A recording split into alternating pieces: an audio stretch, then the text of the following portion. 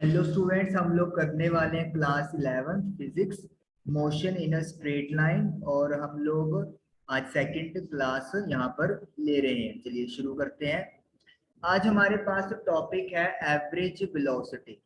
What is average velocity? Change in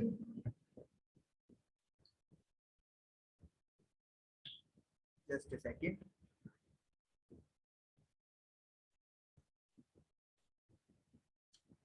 okay, change in position और displacement divided by the time interval in which displacement occurs।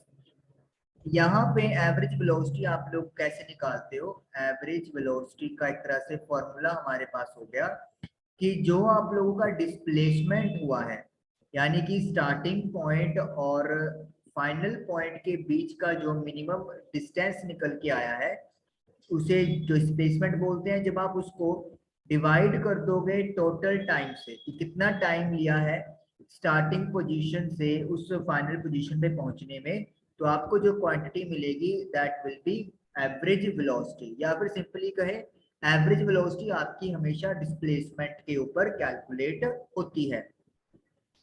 ऐसा unit जो है वो metre per second होगी। Positive हो सकता है, नेगेटिव हो सकता है और जीरो भी हो सकता है, क्योंकि एवरेज वेलोसिटी डिस्प्लेसमेंट पे डिपेंड करता है। तो इसीलिए ये वेलोसिटी आपका, अगर डिस्प्लेसमेंट पॉजिटिव है तो एवरेज वेलोसिटी पॉजिटिव हो जाएगी। अगर डिस्प्लेसमेंट नेगेटिव है तो एवरेज वेलोसिटी भी नेगेटिव हो जाएगी। अगर डिस्प्लेसमेंट जीरो है तो एवरेज वेलोसिटी भी जीरो हो जाएगी।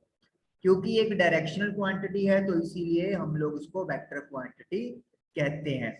डिस्प्लेसमेंट तो याद रखिए कि डिस्टेंस होता है, छोटे से छोटा डिस्टेंस हो गया फाइनल और इनिशियल पोजीशन के बीच में। लेकिन जो टाइम आप कैलकुलेट करते हो या जो टाइम बताते हो वो कम से कम नहीं होता, वो टोटल टाइम ही लेना होता है। मतलब स्टार्टिंग से लेकर एंड तक जितना टाइम लगा है टोटल, वही आप लोगों को लिखना होता है। मतलब आप इसको माइनस नहीं करोगे। ओके, आगे हमारे पास इसके रिलेटेड कुछ ग्राफ्स हैं। जैसे मैं आपको यहाँ पे फर्स्ट ग्राफ बनाता हूँ। फर्स्ट ग्राफ है position time graph for positive velocity. Positive velocity मतलब क्या है? टाइम के साथ साथ डिस्टेंस इंक्रीज, डिस्प्लेसमेंट इंक्रीज होता जा रहा है, तो आपका जो ग्राफ है वो अपवर्ड ऊपर की तरफ बनता है। This is for positive velocity. उसके बाद नेगेटिव वेलोसिटी के लिए ग्राफ कैसे बनाएंगे? नेगेटिव वेलोसिटी का मतलब ये होता है कि डिस्प्लेसमेंट आपका नेगेटिव है, यानी कि आप ये भी कह सकते हैं कि जो डायरेक्शन है मोशन का वो चेंज हो गया है। तो उस वजह से जो ग्राफ है वो क्या जाएगा आपका? Downward, like this. ऐसे जाता है कि टाइम के साथ साथ डिस्प्लेसमेंट कम होती जा रही है। याद रखिए, डिस्टेंस कभी नेगेटिव नहीं होता, लेकिन डिस्प्लेसमेंट नेगेटिव हो सकता है। और नेगेटिव का मतलब यहाँ पे चेंज इन डायरेक्शन होता है। नेक्स्ट है हमारे पास जीरो के लिए। जीरो का मतलब क्या है कि जब आपका डिस्प्लेसमेंट जीरो हो जाए और वी कैन से कि जो पोजीशन है वो आप लोग चेंज नहीं कर रहे हो, या फिर ऑब्जेक्ट आपका रेस्ट पे है। तो रेस्ट के लिए हम लोगों ने पहले भी ड्रॉ किया था और अब फिर हम लोग ड्रॉ कर रहे हैं। तो this is for zero velocity, और वी कैन से जब हमारा ऑब्जेक्ट रेस्ट पे है। This is for negative, this is object is at rest. तो इस तरीके से आप लोगों का ये तीन ग्राफ है जो यहाँ पर बन सकते हैं। तीनों के तीनों ही ग्राफ इंपॉर्टेंट होते हैं। ओके, नेक्स्ट हम लोग पढ़ेंगे यहाँ पर एवरेज स्पीड के बारे में। Now average speed, total path length of motion divided by time taken for that motion। Average speed के लिए आपको क्या करना पड़ेगा? अब डिस्प्लेसमेंट की जगह पर डिस्टेंस आ जाएगा और we can say total path length आ जाएगा कि कितना रास्ता ट्रेवल किया है। टोटल पाथ लेंथ, चाहे आप डायरेक्शन जैसे मर्जी चेंज कर रहे हो, चाहे आप दोबारा उसी पॉइंट पे आ गए हो, यहाँ पर वो सारी जो लेंथ है वो आप लोगों की ऐड होती जाएगी। तो total path length divided by total time taken, तो टाइम टेकन से डिवाइड कर दोगे तो you will get average speed. ऐसा ही सेम रहेगी, मीटर पर सेकंड हमेशा पॉजिटिव होगी क्योंकि डिस्टेंस पे डिपेंड करती है, तो डिस्टेंस हमेशा पॉजिटिव होता है, और क्योंकि डायरेक्शन का कोई रोल नहीं है तो इसीलिए this is a scalar quantity, ये एक स्केलर क्वांटिटी होता है। चलिए अब एक न्यूमेरिकल करते हैं हम लोग एवरेज वेलोसिटी और एवरेज स्पीड के बेसिस पे, जो आपकी एनसीईआरटी बुक में दिया हुआ है। A car is moving along a straight line OP, एक गाड़ी है जो ओपी मतलब लाइन में स्ट्रेट चल रही है। It moves from O to P in 18 second, O से पी तक का जो टाइम है, time taken from O to P, वो आपको दिया हुआ है 18 second, and returns from P to Q in 6 seconds, और पी से क्यू ये वापस 6 सेकेंड में आती है। याद रखिए पी टू क्यू है, क्यू से पी नहीं है, यानी कि एक बार आप पी पे चले गए फिर दोबारा आप रिटर्न डायरेक्शन चेंज कर रहे हो और वो आपको 6 सेकेंड का टाइम लग रहा है।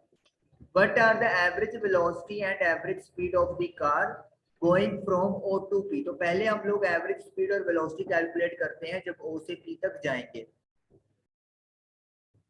देखिए एवरेज स्पीड का फॉर्मूला क्या होता है, अभी हम लोगों ने देखा है total path length divided by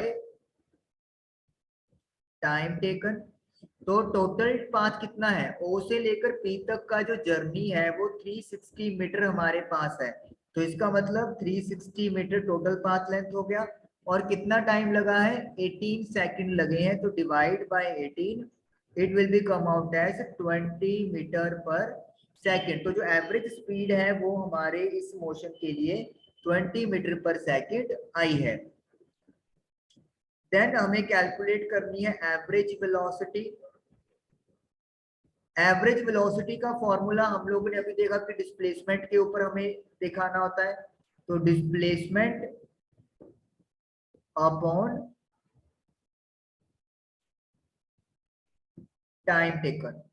अब जो डिस्प्लेसमेंट है वो ओ से लेकर पी तक का, क्योंकि सेम यहाँ पर लाइन में ही चल रहा है, कोई डायरेक्शन का रोल नहीं है, तो मतलब डिस्टेंस और डिस्प्लेसमेंट यहाँ पे इक्वल होंगे, और वी कैन से कि 360 का ही डिस्प्लेसमेंट है, there is no change in initial position and final position. और टाइम टेकन जो है वो 18 लिया है, तो 18 से डिवाइड कर देंगे तो again we will get 20 metre per second. तो यानी कि फर्स्ट ओ से लेकर पी तक का एवरेज स्पीड और एवरेज वेलोसिटी सेम आएगा, that is 360 metre upon 18, that is 20 metre per second. चलिए अब सेकंड केस करते हैं, from O to P and back to Q. पहले ओ से पी गई गाड़ी और पी से क्यू आई है, तो इसके लिए हमें अब एवरेज स्पीड और वेलोसिटी कैलकुलेट करने हैं। पहले आप स्पीड की बात करते हैं। देखिए टोटल पाथ लेंथ क्या है, पहले आप ओ से लेकर पी तक गए हो और फिर पी से आप क्यू पे आए हो, और टोटल टाइम टी लेट कर लो। ओ से लेकर पी तक 360 है और पी से लेकर क्यू तक, देखिए अगर ये 360 है और ओ से लेकर क्यू तक 240 है, तो फिर पी से लेकर क्यू तक का जो डिस्टेंस है वो आपका 120 मीटर बच गया। तो इट मींस पी क्यू की वैल्यू 120 फिल करेंगे, और टाइम जो लिया है वो लिया है यहाँ पर 18 सेकेंड ओ से पी, और पी से क्यू पे आने के लिए 6 सेकेंड। तो इसका मतलब क्या है, टोटल पाथ लेंथ 480 हो गई है और टोटल टाइम 24 हो गया है, यानी ये आप लोगों का आ जाएगा 20 मीटर पर सेकेंड। तो यानी कि एवरेज स्पीड जो है वो ओ से पी और पी से क्यू की 20 मीटर पर सेकेंड आप लोगों की बन रही है। नेक्स्ट डिस्प्लेसमेंट, अब हम लोग बात करेंगे। अब देखिए डिस्प्लेसमेंट क्या है, इनिशियल और फाइनल पोजीशन के बीच का मिनिमम छोटे से छोटा पाथ। ओ इनिशियल पोजीशन है और फाइनल क्यू है, तो और क्यू के बीच में जो डिस्टेंस है या शॉर्टेस्ट पाथ है वो कितना है, 240 है। तो इसका मतलब है हम लोग यहाँ पे लिखेंगे O Q divide by total time.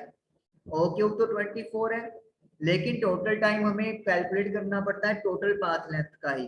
तो ओ से पी एंड पी से क्यू, दैट इज 18 प्लस 6, तो it is come out as 10 metre per second. तो इस तरीके से एवरेज वेलोसिटी हमारी कैलकुलेट हुई। तो आप देख सकते हो कि एवरेज स्पीड और एवरेज वेलोसिटी अब डिफरेंट हो गए हैं जब हमने मोशन ओपी में पी क्यू भी ऐड कर दिया। तो आई होप कि आप लोगों को एवरेज स्पीड, एवरेज वेलोसिटी और ये जो न्यूमेरिकल है वो क्लियर हुआ होगा। Thank you for watching the video.